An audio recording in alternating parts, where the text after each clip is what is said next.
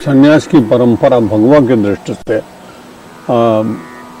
कम दिखाई पड़ती है, आश्रम की दृष्टि से अधिक दिखाई पड़ती है। ब्रह्मचर्यम परिसमाप्य गृही भवेत, गृही भूत्वा प्रव्रजेत, ये विवेद रथा ब्रह्मचर्याद्वा गृहाद्वा। आश्रम को पूर्ण करके व्यक्ति को गृहस्थाश्रम में जाना चाहिए। गृहस्थाश्रम को पूर्ण करने के बाद में उसको वानप्रस्थाश्रम में जाना चाहिए। वानप्रस्थाश्रम में जाने के बाद ये अनिवार्य जैसी व्यवस्था थी इस देश में कि सन्यास में लोग जाते थे। लेकिन युवक व्यक्ति सन्यासी हो सकता है क्या, बड़ा प्रश्न।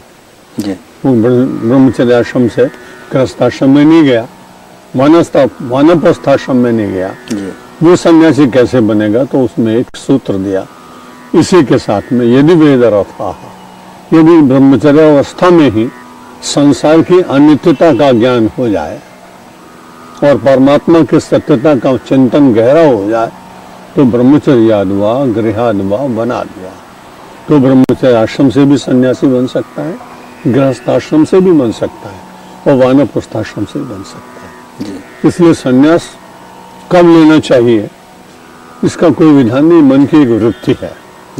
यदि आप विधान की दृष्टि से देखते हैं तो चारों आश्रमों में, यदि आप समाज और आत्मदर्शन की दृष्टि से देखते हैं तो सन्यास एक ऐसी अवस्था है जिसमें व्यक्ति को संपूर्ण रूप से स्वार्थ का परित्याग करने की इच्छा जागे और कम से कम परिग्रह में रहते हुए अपने जीवन यापन करते समय अधिकांश समय दो कामों में उसका समय व्यतीत होना चाहिए। स्वाध्याय प्रवचनाभ्याम मां प्रमदितव्यम, स्वाध्याय करने में उसको प्रमाद नहीं करना चाहिए। स्वाध्याय करने के बाद उसे ज्ञानार्जन हुआ, उस ज्ञानार्जन को अपनी स्मरण गुफा में नहीं रखना चाहिए प्रवचन जी। इसलिए प्रवचन का मतलब ये नहीं कि 100, 200, 400 अपने वचन को जो प्रखर है या श्रेष्ठ है तो उस वचन को किसी को बांटने का काम, तो संन्यास आश्रम में वितरण का काम है। तकलीफ क्या हो गई, अब ये केवल संग्रह का आश्रम रह गया। आपका आश्रम कितना बड़ा है, आपके चेले कितने बड़े हैं, आपके वस्त्र कैसे हैं। तो संन्यास की जो मूल व्याख्या थी वो भगवान आदि शंकराचार्य ने दी और उन्होंने बताया कि सन्यासी कैसा होता है। पंचाक्षरम पावन मुच्चरंता, ओम नमः शिवाय का जप करता है अथवा जिस भगवान में निष्ठा हो। पंचाक्षरम पावन मुच्चरंता पतिम पशूनाम हृदय भावयंता, और पशुपति भगवान का अपने हृदय में ध्यान करें। यहाँ जो पशुपति शब्द का प्रयोग किया तो बहुत ही बड़ा ही गंभीर है। यहाँ महादेव शंकर शिव शब्द का प्रयोग नहीं किया, यहाँ पशुपति शब्द का प्रयोग किया। पशुपति हर एक मानव के भीतर पशु होता है जी। वो काम क्रोध लोभ मोह मद मत्सर ये यदि अपनी सीमा से बाहर निकल जाए तो पशुत्व आ जाता और मानवता समाप्त हो जाती। इसलिए भगवान शंकराचार्य ने कहा कि सन्यासी को विशेष रूप से पशुपति भगवान का स्मरण करना चाहिए, जिसके भीतर दबा हुआ उसका पशु कभी समाज के सामने प्रकट ना। पंचाक्षरम पावन मुच्चरंता पतिम पशूनाम हृदय भावयंता भिक्षासन दीक्षु परिभ्रमंता। एक ही आश्रम में नहीं, एक कुटीर में नहीं, हम लोग कुछ ठीक अच्छा नहीं कर रहे हैं, हम भी उसमें नहीं कर पा रहे हैं। हम जो कर रहे हैं कुछ ठीक नहीं, वो संन्यास की पद्धति से बहुत अनुकूल नहीं है, क्योंकि हमारा धर्म ये है कि हम जीवन पर्यंत दीक्षु परिभ्रमंता, सारी दिशाओं में घूमते हुए पहले चलते चले जाएं तो हम चले जाएं, आसाम तक चले जाएं फिर वहां से भ्रमण करते करते फिर हम बिहार में आए, उत्तर प्रदेश में आए, जितने प्रांत तक पूरा जीवन पूरा हो जाएगा। और परिग्रह इसलिए नहीं होगा क्योंकि भ्रमण करेंगे तो रखेंगे कहाँ। कुटिया नहीं जाए, संग्रह कैसे करें, कहाँ रखेंगे। तो परिग्रह का परित्याग अपने आप हो गया। पंचाक्षरम पावन मुच्चरंता पतिम पशूनाम हृदय भावयंता भिक्षासन दीक्षु परिभ्रमंता। और भिक्षासन, किसी के द्वार पर गए और नारायण हरि बोला और जितना भोजन में मिल गया उसको ग्रहण कर लिया। कौपुनी मनता खलु भाग्यवंता, केवल अपने कौपीन पहनने के कपड़े रखने वाला व्यक्ति वही वास्तव में सन्यासी, और वो उसको भाग्यवंत बताया। आज कठिनाई क्या हो गई कि बैलेंस बनता कभी भाग्यवंत तो वो बात बदल गई, लेकिन सन्यास का मूल्य है।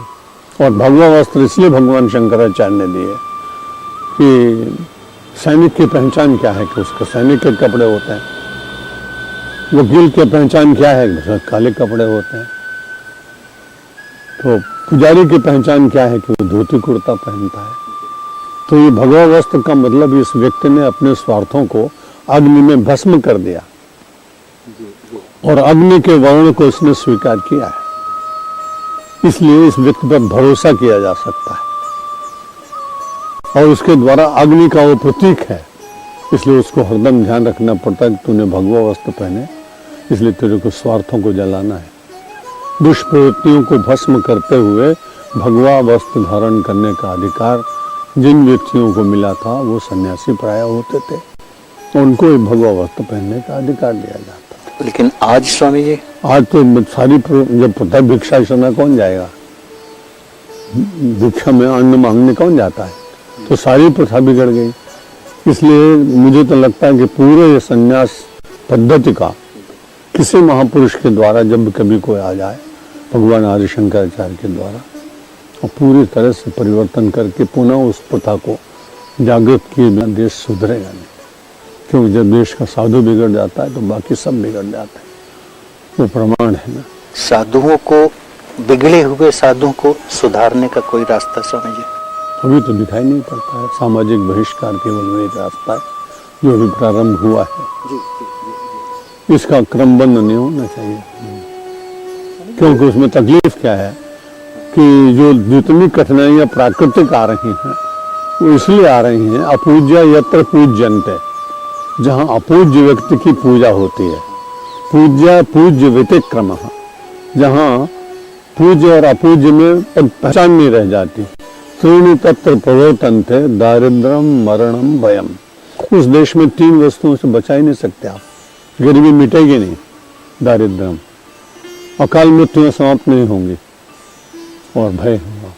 पिता पुत्र से भयभीत होगा, शिष्य गुरु से भयभीत होगा, राजा जनता से भयभीत होगा। आप देखेंगे हम सब लोग जितने जिन्ना हैं ऊपर से सब अच्छे हैं, लेकिन भय सबको लगा हुआ है, सबको इनसिक्योरिटी। तो अगर ठीक संन्यास आ जाए देश में तो सबसे बड़ा गुण तो होगा कि सारा समाज निर्भय हो जाए।